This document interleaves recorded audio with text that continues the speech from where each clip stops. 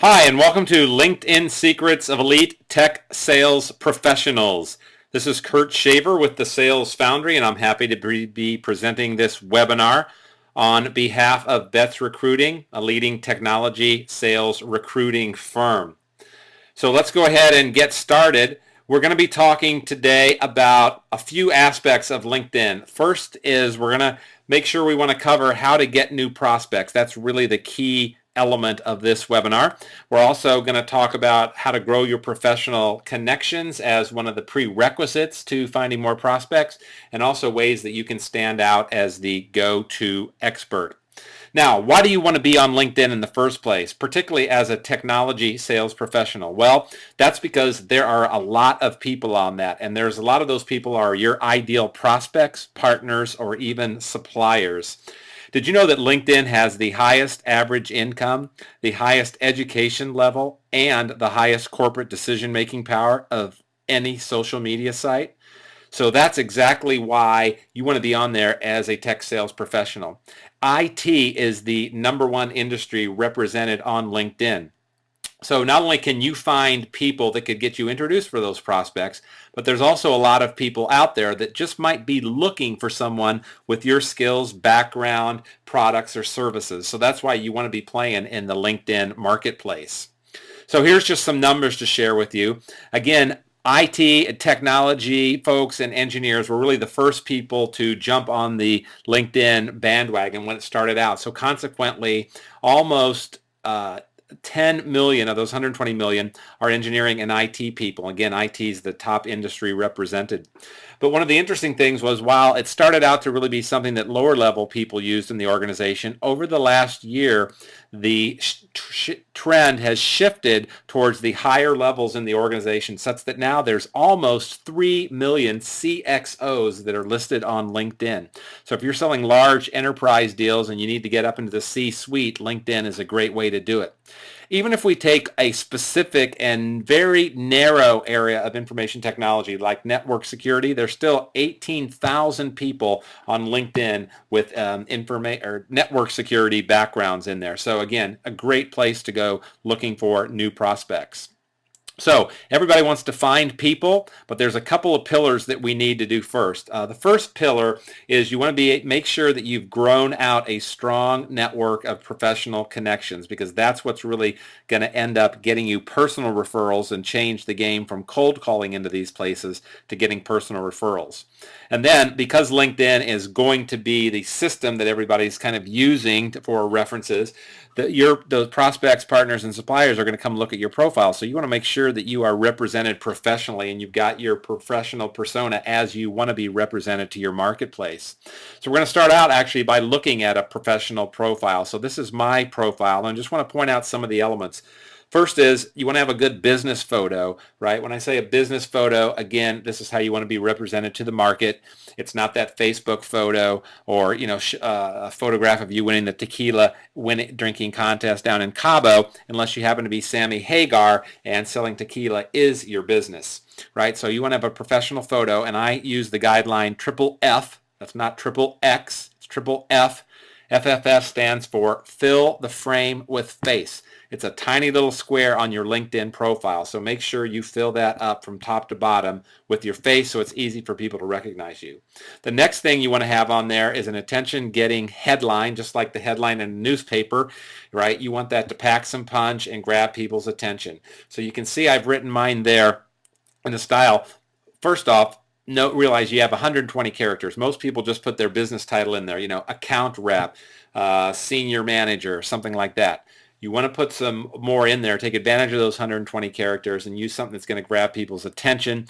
And you see I've written it really not only for readability by a human, but also for searchability by a search engine. So I took out all the superfluous words, and I'm just putting the key meaty words in there that I want a search engine to pick up, as well as including my telephone number there.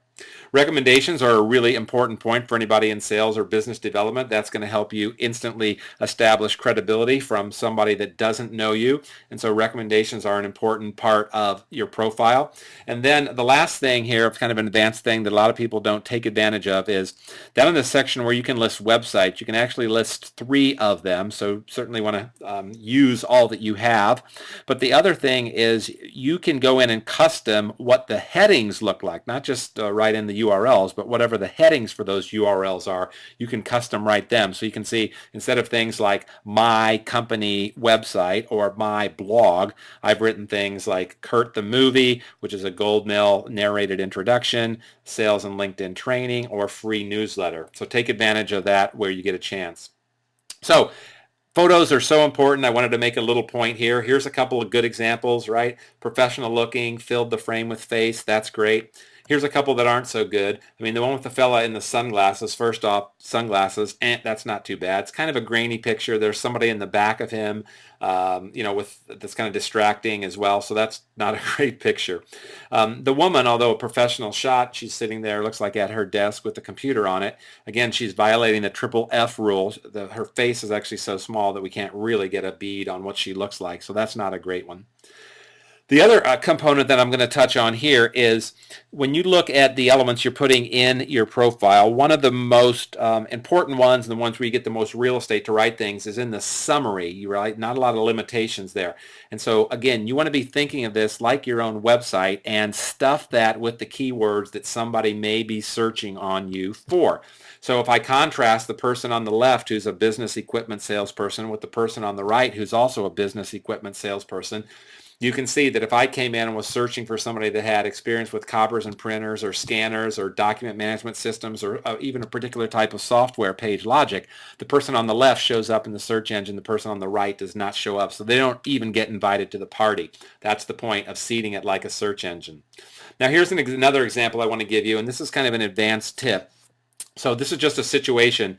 A long time ago in a galaxy far, far away, in the .com business, I was in Silicon Valley and I was selling high-end publishing tools to magazine publishers to allow them to take their page layout files and turn that into HTML to go onto the internet. So guess what? All of the magazine publishers are in New York City, so I have a big long distance that I had to cover there. So if you find yourself in a situation where your prospects are somewhere different than where you sleep at night, then I'm going to show you a tip to take advantage of in LinkedIn. So I'm going to come over and just jump into my profile here, and I'll go ahead and click on the edit section. And you can see in the basic information down here, one of the things that it asks you is what's your zip code.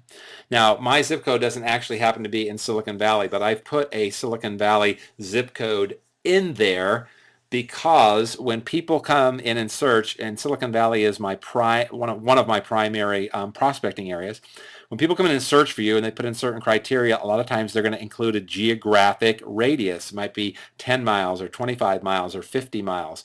And so when people are searching for you, you want to come in here and include that zip code for where your prospects might be looking for you. And then I generally advise people to take the largest area. It'll usually give you a location name of that specific city tied to the zip code or the metro area. Again, I'm trying to throw a wider net, so I'm going to pick the metro area there. All right, just since we're on this here, I'm going to show you. Remember we were talking about 120 characters for your headline? Well, here they are. It's kind of deceptive because the box they give you is so small, but you can see here's all those keywords that I was stuffing in along with my telephone number. All right, let's pop back into our presentation then. So we've got our profile all dialed up, enhanced, looking very professional. The next thing we need to do, that second pillar, was to grow our connections. So in growing the connections, let's first make sure we understand how LinkedIn operates and what the terminology is. So LinkedIn calls your direct connections your level 1 connections, then the people they're connected to is level 2, the ones those are connected to is level 3, right? Pretty simple. LinkedIn now only goes to level 3. It used to go wider, but as it got over 120 million, it dialed that down. So it's only going to show you three levels out, and it calls that your network. So we can look at that, and if we took me as an example, you can see that I've got 559 connections in level 1. That connects me to 215,000 people in level 2, and they connect me to 8.5 million people in level 3. From a practical standpoint, prospecting, getting referrals, I'm really only going to probably be working into that level 2, but hey, 215,000 people, that's a lot of people. So what are the different ways you can grow your connections? Well, there's at least 6 ways you can grow your connections, and we'll just pull them up here and kind of talk about them quickly en masse. When you first start out in LinkedIn, it really is asking you to dump your database of Hotmail or Gmail or Outlook contacts, whatever you have. You can obviously go search for people on the advanced search using particular criteria. On your homepage, there's 2 sections called People You May Know, which is great LinkedIn intelligence where it suggests people based on commonalities of data. And there's also this very curiosity spurring section called Who's Viewed Your Profile, and it shows you who's been looking at you. So that's always a fun one to go look in. Then aside from looking at these sections on the home page or doing a direct search, you can always go in and just browse people. Browsing takes a little bit more time, but it can sometimes be worthwhile if you're browsing in a pretty defined pool. So the 2 examples here would be defined pools of either target companies. So if you have a target list of 10 or 20 companies you're trying to crack, you can go into the company page and look at the employees listed on the company page and probably find the right title and who you're going after.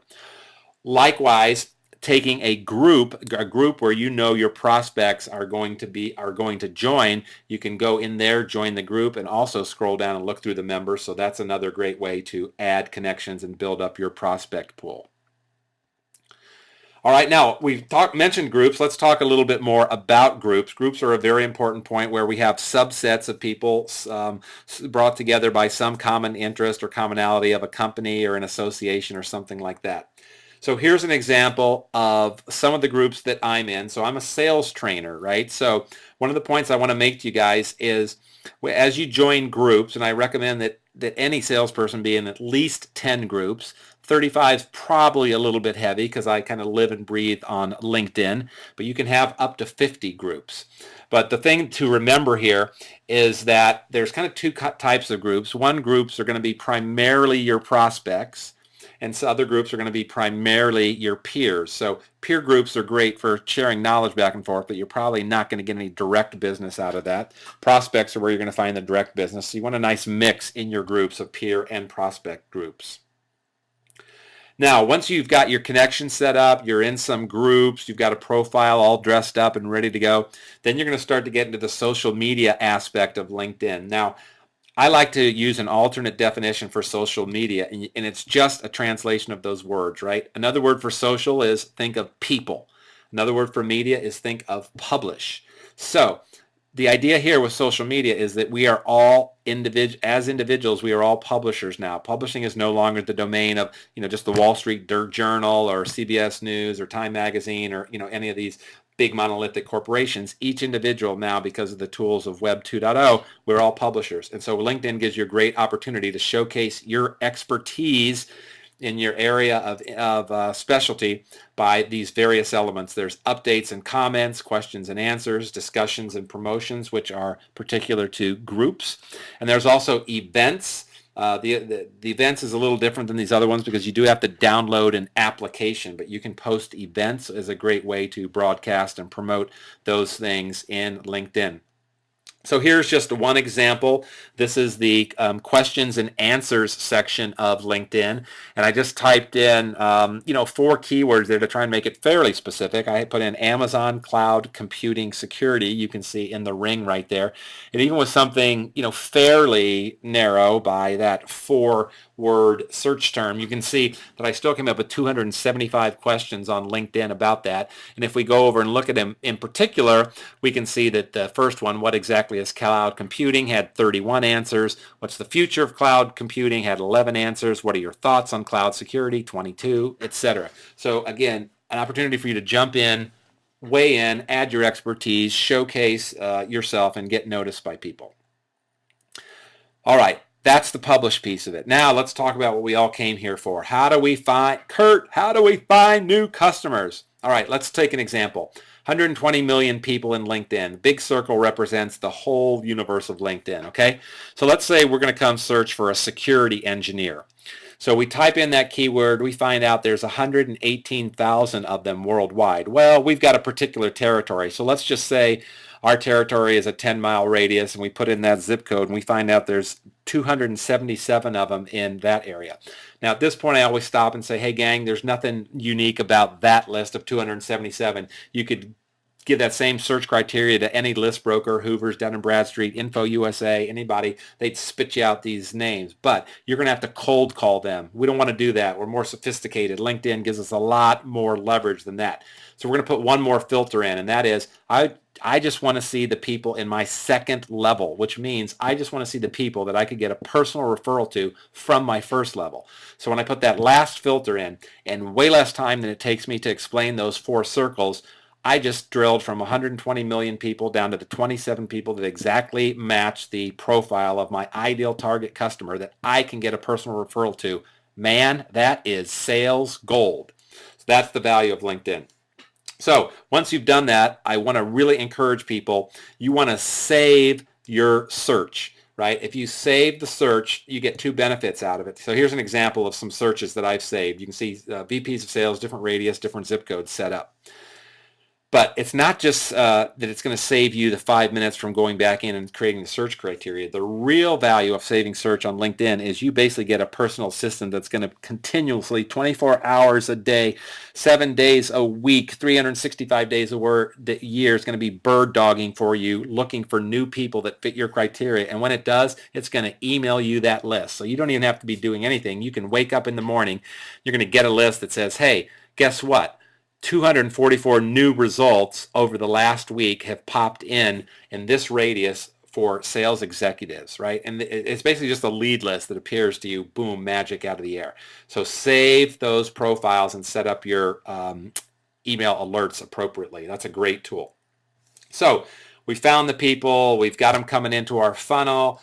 Now we want to use LinkedIn to do research for rapport. Obviously, we want to read the profile. We want to use our own connections to ask a little bit about the person. We want to go visit those company pages. There's so much there on LinkedIn. We don't even need to go to Google anymore because LinkedIn is user-supplied data. That's the highest value you can get. So make sure you're doing your homework on all these 3 areas to build rapport right off the gate, shrink that sales cycle by starting it very fast. So here's just an example of somebody that might be a target for an IT salesperson, okay, Vice President and Head of IT Americas for Genentech.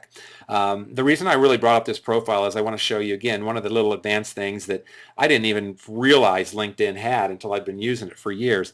Down at the very bottom of the profile screen, there are these 4 little buttons, Share, PDF, Print, and Flag. If you click on the one for PDF, or if you happen to be connected to your computer and printer, you could hit the one for print. LinkedIn automatically, it just grabs all of the information in their profile, beautifully, instantly formats it, dumps it into a PDF, and it spits it out for you right there. I find that I know a lot of my clients, they like doing that, and they'll just print a couple of those out of the people they're going to be calling on, and they'll throw those in their briefcase maybe before they hop on a plane. It's a good place to take notes, to remind yourself what's going on, etc. Obviously, you could always keep it electronically, but sometimes it's nice just to have that little dossier popped out, and you can write some questions and follow up things like that. So that's a good little tip. You can do that on your own profile, and you can do it on anybody's profile that you visit.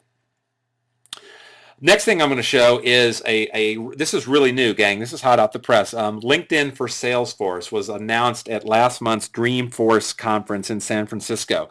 And this plugin brings really the 2 powerhouses of selling together, LinkedIn and Salesforce. Now, what I'm showing on the top half of the screen is, so I'm in my LinkedIn application, okay?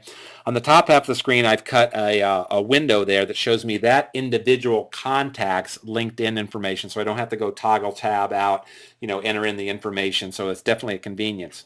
But beyond that, what really is more important to me is down in the second half where I've got a horizontal section there which shows LinkedIn company info for this company, right? And the reason that's so important is the big benefit is it shows me, for this one contact I know, it shows me there's 78 people in this company that are on LinkedIn, and there they are. And I can go sort by them by seniority level or title. So if I just want to look at VPs, or I just want to look at people in the sales department, etc., I can look at them here. And so it kind of provides a de facto org chart. So if you're in a complex sale, a big enterprise sale, then this is a tremendous tool to just kind of give you that convenience. Again, you can get to any of this information without owning the LinkedIn for Salesforce contact or application. It's just, you're saving keystrokes. It's much more efficient and easy. Also, I want to say, just for a disclaimer and to be clear, it does not pop up the org chart like I just showed there. That's just conceptually so you know what's going on. But as you look at all these 78 names, you can sort of piece together that probably the manager of the inside sales group probably works for the director of the inside sales group, who probably works for the VP of the inside sales group, right? And you can piece it together that way. So that's a great, powerful tool. Last thing I'm going to touch on is this is a real advanced thing, and this is called LinkedIn Maps. LinkedIn Maps does a graphical visual display of your connections. And so this kind of crazy piece of modern art is actually telling me a story about my 559 connections.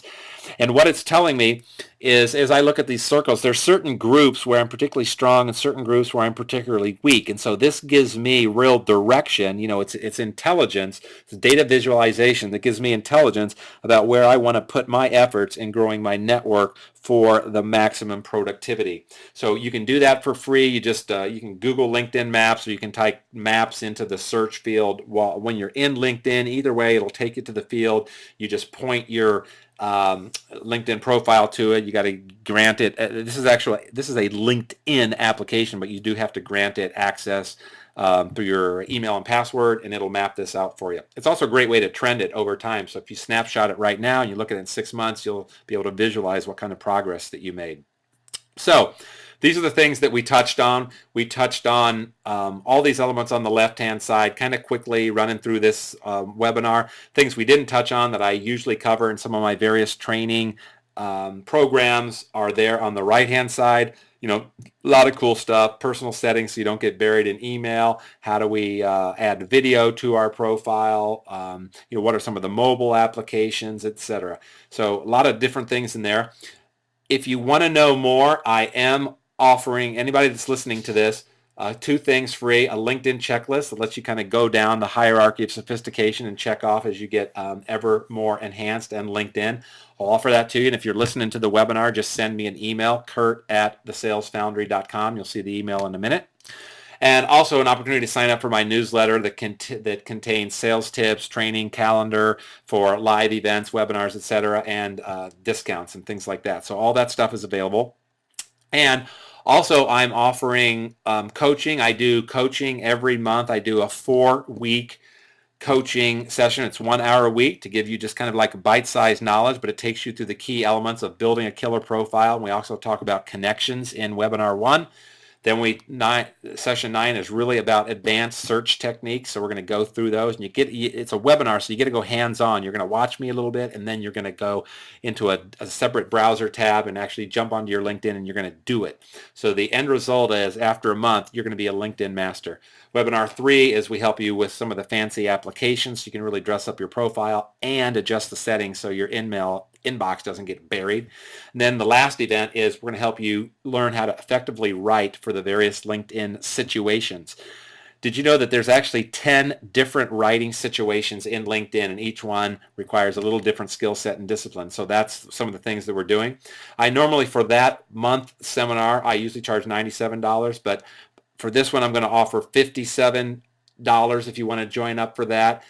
Through the 21st, you just got to use the discount code BETTS, BETTS. Put the discount code in BETTS. You'll see the button where to enter that. And the place you're going to enter it is http://linkedincoach.eventbrite.com.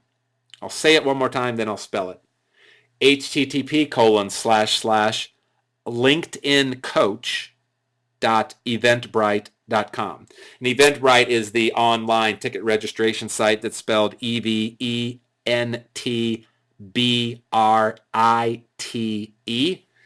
And again, my email, if you want to contact me, is Kurt, Kurt at thesalesfoundry.com. So that is the repeat of the webinar that we did. If you want to stop there, you can go ahead and stop there, but I'm going to do bonus coverage here for about 5 to 10 minutes, just showing you some specific things in LinkedIn to really help you find prospects. So if you got to run, that's great. If you want to stick around for another 5 to 10 minutes, because we're going to jump into LinkedIn and do a couple things. First thing is I just want to jump in and show you some of the finer points of the advanced people search. So let's come in here and say we are looking for a particular title. So we might say CIO. So one of the things, let's just do a search and say CIO, and let's say maybe we've got let's start there. How many CIOs are in LinkedIn? Okay, 34,000. That's in the United States. So I defaulted to the United States. So 34,000. So let's come back and say, all right, instead of just CIO, let's say or VP. And since we know CIO is information technology related, let's put in, we're going to add this keyword information technology there. So we're narrowing our search from the 34,000. So I'm going to come down and I'm going to cut that down. And, oh, I'm sorry, I should have said and VP. So I've got, you know, much more here when I expanded it out that way. So it's the CIO or the VP. So that's going to give me the bigger pool. Now, the other thing you can do as I scroll down here is, you know, maybe I just want to confine that to second level people that I could get a connection to. Now, one of the other important things, part of why this thing is so big, see over here, I want to point this out. The default for both the company and the title, the default says current or past. I think it should default to just current, but it defaults to current or past. In most instances, you just want to know if that person is currently a VP. So instead of 6484, if I'm looking for people that are just currently one of those two titles, you can see I cut it by a third, right? So 2/3 of them were obviously past, 1/3 of them was current. So that's kind of one of the tips you can do. The other thing, I am going to show you some of the filters that you get with the paid version. I realize most people on the free version, that's going to serve you fine, and most people I don't recommend it. But if you're really doing a lot of really granular searching, I'm going to show you the things you get out of the paid version. So one thing that you get out of the paid version is the company size. So again, let's say you're really selling an enterprise high-end kind of a solution. So you can see the breakdown of those 2,000 people kind of breaks down like this. Anything that's got gold on it means you only get that filter with the paid version. So if I was selling, you know, just to larger companies, I could say I want to only look at companies that are over 10,000, what did I pick? 10,000 employees. So there's 306 of them right there. So again, I'm just kind of narrowing it down as I go. And I might even want to do it one more time and say, hey, you know what? We're really kind of focused on financial services and maybe banking. So those two things make sense. So I'm going to come back and scroll down, financial services and banking. So 37 plus 12 looks like it should add up to 59 if my math is still working. Oh, it's not. It's 49. See, good thing we got computers. So here is the drill. I've gotten down to 49 people, a very manageable group in my target market, the right industry, the right geo, and you know, these are people that I can come in and say I've got shared connections, 4 shared connections for this person, right, at PayPal. So that would be a great way. I could just come down here and click on this person, pick one of these to get an introduce. Uh-oh, they're not filling the frame with face. So I could pick one of these people and get an introduction to them. Last thing I'm going to show you here, remember I made a big deal out of the saved search. Save search, it's one of these little tiny buttons up here. The green plus arrow, you click on that, okay? And you see it kind of gives you a default here of what the criteria you use in the search name, but you can call it anything you want, right? You can call it, you know, Kurt's CIO search. And again, you're going to pick how often you want to be updated, how often you want to get news alerts in that kind of like bird dog lead selection service, and they're automatically kind of just come to your in-mail inbox. So that is a great tool to use. Okay, going to show you two more things. Probably take us about 5 minutes, gang. So where can we find more people? Well, we talked about groups, but let's actually go in and look at groups. So in this case, groups, I'm going to go to one of my groups, Sales and Marketing VPs. So you just want to think of what groups are my prospects going to hang out in, okay? So I would come over here to the members, and I would pick members in this group. It tells me there's 51,000 of them, and I could come over here and say, hey, you know what? In that group, I just want people that have Sales VP in their profile. So from the 51,000, I could come and sort, and it's going to come in here and give me a list, and I can just, instantly start looking down the list this way. So that's one way to do it. If I wanted to come up and look for a different way in group, let's say I'm searching for CIOs. So if you're a technology salesperson, you might be interested in this. So it's going to list groups according to the size. So it starts off with some pretty big ones, 60,000, 46,000, 43,000, the CIO forum. Let's say if I want to come down to something that's, maybe it's a little bit more manageable, I'll pick something about 4 or 5 pages down. How about this CIO forum? I want to find out about that. So I can click on that particular group. I can find out who in there. There's 2,000 groups in there, started 3 years ago. I could find out who, in my particular case, who in my group is already in that. And it also shows me other groups that I might want to. So some of these groups are going to be closed. They're going to maybe make you require that you are actually a CIO. And some of them are going to be open. So you just kind of play around with it and get into a place where your prospects are going to be. And one of the last things I'm going to say is once you get somebody that's in one of your groups, one of the cool things you can do, and you can do this with either groups or by finding somebody in a company. And I'll just show you how you find somebody in a company. So let's say I was going after Wells Fargo, right? They've got Wells Fargo right here. They have to buy some IT stuff every once in a while, right? So you can see they got almost 40,000 people that are on LinkedIn at Wells Fargo. And let's say I wanted to just say, hey, who has security involved in their profile? So we can see right here, security strategist, there's one connection, that kind of a thing. But what I wanted to show people is that when you find folks that are in your groups or you find a company, that you can actually follow that person, and that allows you, so I'm going to jump over into Bay Area sales executives. So by following a person, you're going to get their updates of when they're putting information out, or they're commenting on something, or they're posting information. So again, it's a great way to really keep your finger on a pulse. If you have a defined target list of people that you want to come in, I just come over here to my members, come over here to the members section. Okay, so I'm in a group. So being in a group affords you a certain amount of privileges that you're in the same group with somebody. One is you can send them a message, and the other is you can actually follow them. So if I came down here and I wanted to search way deep, 17 pages deep in a particular group, and I found somebody like John Wade, the founder and president CEO at Gung Ho Company. I could come over here and click on that, follow John, and I would automatically be dialed into all his updates. It would really help me zero in, make a connection, and instantly build that rapport. So that's it. Hope you learned a lot of different ways you can find new prospects. Again, if you want to get more training on it, you can always come back, sign up for the monthly seminars, or contact me directly if you'd like individual. I do private training and also corporate training for large sales forces. So again, it's Kurt Shaver with the Sales Foundry. Good luck selling, everybody.